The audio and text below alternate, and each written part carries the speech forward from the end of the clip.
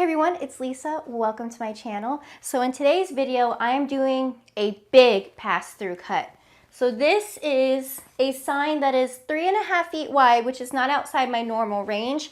However, this is taller. This is about almost 30 inches tall for this bead. So the issue is that I can't fit this through my pass-through in just one pass. So in this video, I'm going to show you how I broke apart this design.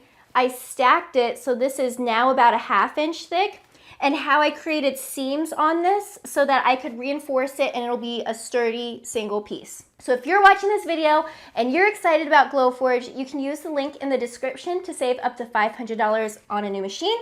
And I would love if you went ahead and liked and subscribed now so you don't miss any more uploads. So with that being said, let's go ahead and get started on this sign.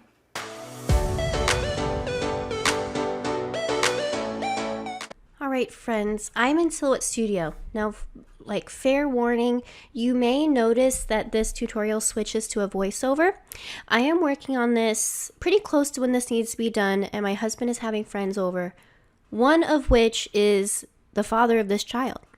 So I may just have to do this without talking. So that's what happens if you hear a voiceover, just so you know. So I'm bringing you in part of the way through. So for this couple, I gave them 3 samples and I gave them both names they wanted for baby.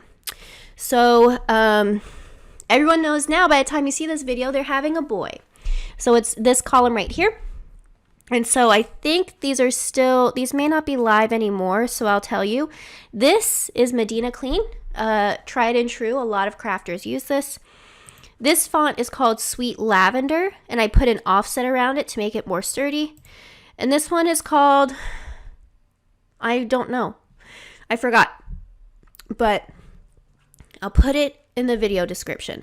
I like this one a lot because it works for both masculine and feminine designs. And this is great for a reveal because, you know, they can pick one and it'll look good for both. Well, they picked this one, which is no surprise. So you can see this is already set to 27 inches wide. If you click right here, my workspace is very large. It's 90 by 90. I wanted to make them as close as I could because I wanted to keep them within scale. The reason why it's like this is I wanted everything to be able to fit into a pass-through slot. So this is 18 inches tall, as is this one, but you can see this one's 42 inches wide.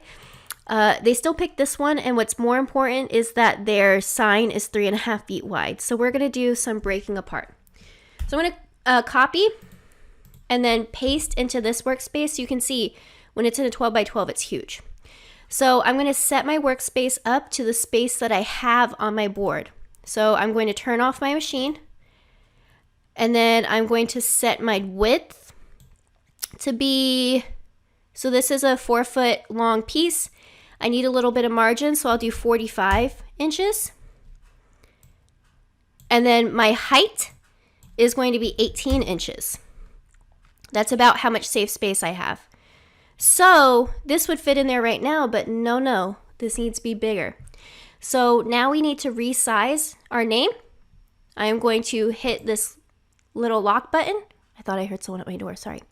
This little lock button, and we are going to do our width. So 3 feet is 36 inches, 42 inches. Math. I did that live, guys. All right, so let's zoom out a little bit more. So you can see, obviously, this is too tall. So here's the thing. If I were to cut it like this, I'd have to piece together all of this here. So we are going to take this and cut this section of our name in one, this one in another, and we're going to piece it together. I am also going to try stacking them so they're 2 deep, so a 1/2 inch total, to reinforce where I join them. So before I do anything else, I don't like this little bump right here. So we're going to do some quick point editing. We do that by double clicking. If you double click and you see a green box around it, that means your font is still text. You want to right click and weld right here. This will weld it together. Then when you double click, you will see this. So now I'm going to take this little point right here, delete it. So whatever you have selected is white. So now I'm going to take this one and curve it just a little bit more. And I'm happy with that. This button shows you your whole workspace. So now we're all good to go. Now, because I'm stacking this, I'm going to make a quick copy to set to the side to adjust later. Holding down Alt, clicking and dragging, and that's all set. So now I want to make a cut. Now this is a great use of the knife tool in Silhouette Studio. Now I'm using Business Edition. You guys know that if you're using Silhouette Studio for anything other than your Silhouette, you want to have Business Edition to export SVG. It's a one-time purchase, totally worth it in my opinion. I do have a link in the description if you want to get it. 100% worth it. So in the upgraded version, we have the knife tool here. Now we're not just going to cut. We are going to make some changes. So the first thing I'm going to do is at the top here, I'm going to turn off auto apply. This lets me adjust my line as I need. So I don't have to worry about like it cutting too soon. I'm going to do solid. So now if you click here, we have a bunch of designs in here. And just exactly what we need, there's a dovetail. So this dovetail allows us to kind of puzzle piece our way in, and it creates a safer bond for our name to hopefully keep it from breaking apart. Now I'm going to join this, and I'll probably use a tiny bit of wood filler to fix it. Well, actually, my friend's dad is going to do that. He wants to do it. But if you were doing it, you'd do wood filler. So we're going to click and drag. So you can see your little dovetail design here. We can increase it, decrease it, that sort of thing. I think I'll do, I don't want to get a sharp corner on the edge. So I think that's pretty good. I'm looking right here. That's right in the middle, right here. Bring it down a little bit because that corner is coming in. All right, so let's make them a little, whoop, that's too wide. It's hard, you can't quite like increment it.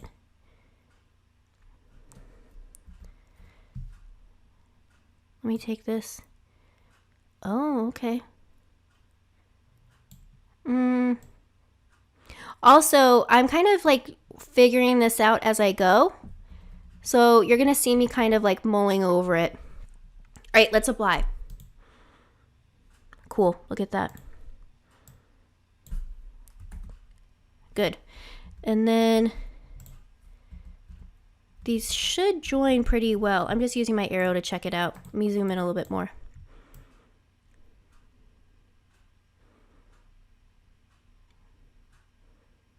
Okay, so it cut gaps in there. So this is going to be a little bit of a problem. So let's go back, Control Z, and try a regular cut. Like I said, I haven't done this before, so let's try what outline would look like. Okay, it's the same thing. So I'm hitting Control Z, and let's go ahead and just do straight. Oh, we got to delete that one. Hold on.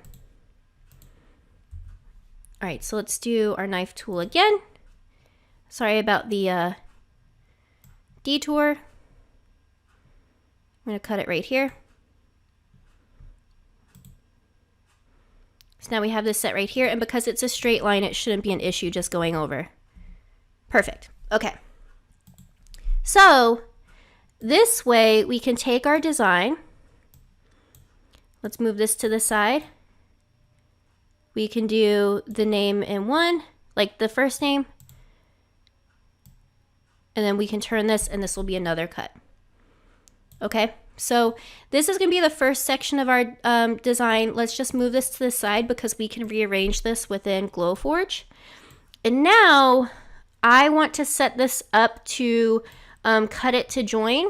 So the hard part is that this letter right here is so big. So I'm going to cut it in the same general area, but I can't do the exact same spot because I want it to like have some room to stabilize. So I'm going to cut right here. And then these will join right here. Okay? So I think it'll work. Hopefully you don't see a frustrated video of me later. So I'm going to take this right here. I'm going to move this to the side and grab this. So I'm not going to worry too much about like stacking them. I'm going to change the line color on this B so we can have it in a different cut. And now this will come in 2 steps in Glowforge. So I'm going to select both of this right here. Go to File, Save Selection. You don't want to select everything in your workspace. Save it to your hard drive as an SVG, and I'll see you in just a minute in the Glowforge software. All right, party people, you have VoiceOver Lisa for a little bit. Now this is a unique issue to me. My craft room is not very big, so typically you feed your pass-through from back to front, but my wall is there and I couldn't fit it. So I'm going through and I am going to feed it front to back. Maybe not hit the bar like that. Be careful. And what I'm going to do is I'm actually going to go back to the back and I'm going to pull the board all the way in for a second and then push it out because it's got this little flap in there. And when it's facing in, because you pushed it from the front, it makes it very difficult to do your pass-through for the next one. And I just open my lid so it can rescan. All right, so now we're in our workspace. And you're going to see in a second the wood will pop up from the scan in there. So that'll show up with the wood. You can see in the top right corner, it's scanning right now. So you can see that's all right there. Now the next thing I'll do is these 3 dots and turn on Pro Pass-Through. And so your workspace totally changes. Now this is where we set up our designs. So I'm clicking on the B and the EAU on the left to work on my settings. The B I'm going to ignore because I'm doing that in my second pass. And then I decide here, no, I really should be doing a test cut. So I'm going to go over here, set my focus. That's important to do. Realistically, you should do that first.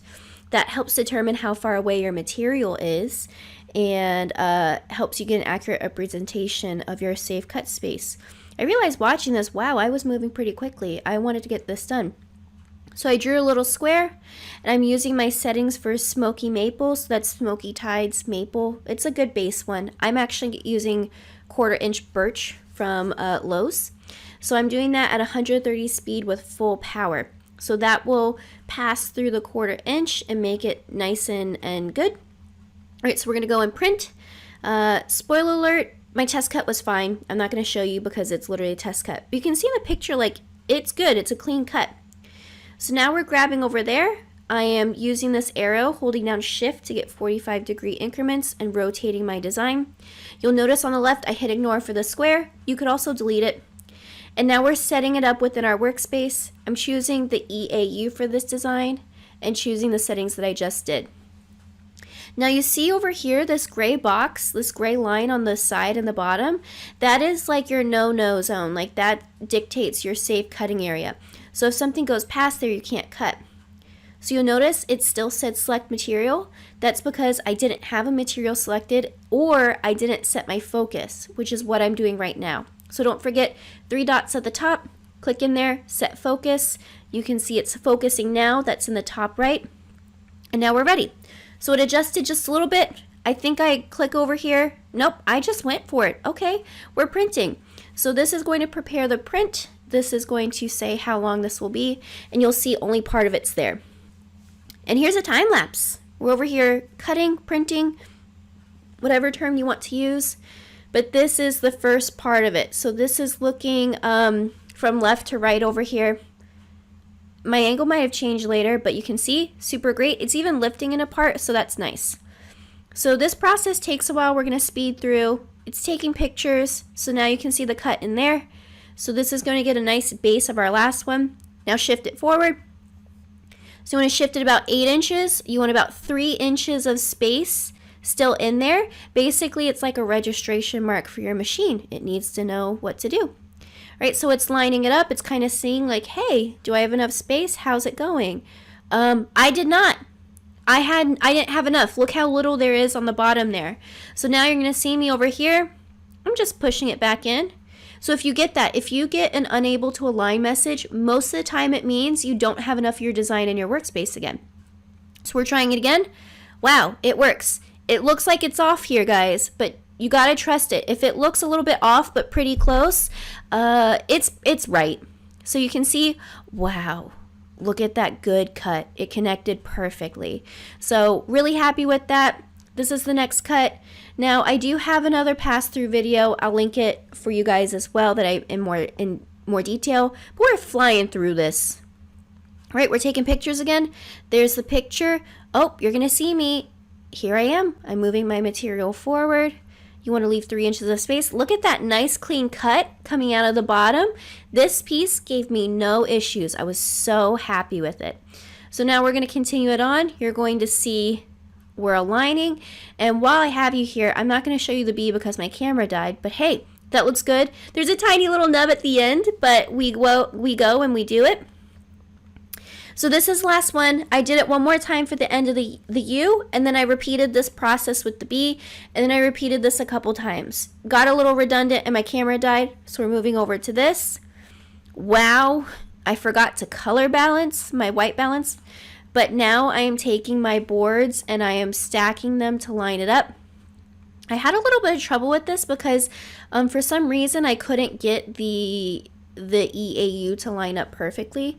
I don't know if maybe I bumped it or something, or maybe I was tired. I think at this point it was like 11:30 at night. So now I'm taking wood glue and I'm putting it on there.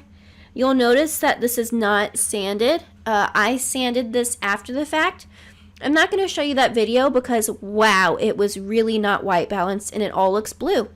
So Smurf Lisa will not make an appearance in this video, but basically after I did this, I glued it and I clamped it, which you'll see, and I let it dry overnight. I let it dry a full like 12 hours. And then the next day I went to church, came home, sanded it, and it worked out great. And you'll see it in the outro. So just using wood glue, I'm like really making sure I get it there. And now I'm going to set up the EAU for bow. Which is funny, you know, while we're just watching me do this, my friend Christine, this is for her and her husband, and baby Bo, apparently, obviously, she loves beans, like so much. Like she's got a bean shelf. Like we always joke with her, like you can't name a bean she doesn't like. So this is one thing about Medina Clean is the U looks a little bit like an N. So, you know, they're having baby bean, I guess. There's my little clamp. So I'm clamping it so that it dries overnight and we got that nice tight seal. You can see me adjusting it here because I start panicking that I did it wrong. But you know, we're moving on. So we're just smoothing it over, making sure it's great. I think at some point someone came in here to talk to me. Well, I know one person knew the gender besides me, and so she kept coming in to check on me because it's Nicole. If you watch my lives, it's Nicole. She was worried about me, so she was checking on me. But now I'm like, wow, this bee looks great. So I'm taking this, I'm doing my wood glue all down this bee, just going through. I hope you guys like voiceover Lisa. I like commentating this. I apologize if this is annoying. This is not my usual, so please watch another video. Subscribe and you'll see that I don't do this every time. So in that little area, I put a little wood glue in the seam of this other bee, which you can't see because I forgot that I was off camera. And so you can see it's right on that edge there, and I just set it down. And now I'm going to pick this up and put a tiny bit of glue right here so it goes into that seam. So I have glue in 2 places where the seam is, and then I have it in the opposite sections of this connection so that it's nice and reinforced. So now we're just dropping it on here. You know, lining up. It's just puzzles, guys, just like we've done as kids. This one lined up really, really nice. It was good. I had some trouble with this letter. I actually had to cut it a couple times because my material was just shy, and I was really, really risking it. I was playing with fire, and I got burned, so I did waste some material on this. Oops. But that's fine. So now I'm just readjusting this. And so I wasn't quite sure what to do with this one because I didn't want it to like bow. You can see the way that the seam is and the way the clamp is. It's kind of like, I don't know, going up and down. So at this point, I'm just making sure I have no like glue seeping out. I don't want to glue this to my desk, and I'm trying to figure out how to lift it. So you're going to see me reach over, and I just am grabbing like a journal that I have, and I'm just lifting it up and propping it. So now I have it set like this, kind of do some final adjustments to make sure that it's nice and even, and I'm happy with it. And really, we're getting close to the end of this. So we're doing this, I'm doing some adjustments, working it through. I'm sorry, the color looks so bad on this. But I'm nervous about this sign, so I'm super clamping it. here it is. So I'm actually going to this gender reveal today. So I will, let me look. So you can see there's the seam right there. And then on the back. So they're in two different spots. So for the sake of today, it's gonna go like this. But you can see as I move back, you can't really tell that that seam is there. I will be using wood putty or wood filler to fill that in, and then I'll sand it, smooth it, and then this will eventually be painted white. So for the sake of this project, this is what you'll see now. I'll be posting some pictures on my Instagram, probably my Facebook, of the finished product, but I'm really excited about this. It turned out really nice to stack this, and because this is a solid 1/2 inch thick, this is something that you can price way higher. So typically for a sign that is about 3.5 feet wide, I charge around $70. Because I have this stacked and this is 4 cuts, this is about, I would say, $200. It depends on your market and what you're typically charging, but this will be sold for $200. So I hope you enjoyed it. If you like this video, go ahead and hit like. Please subscribe so you don't miss any more uploads. You can even turn on the bell so you get notified when I upload. And if you're ready, if it's time, I'm filming this in November, it's time, Christmas is coming up, you can use the link in the description to save up to $500 on a new machine.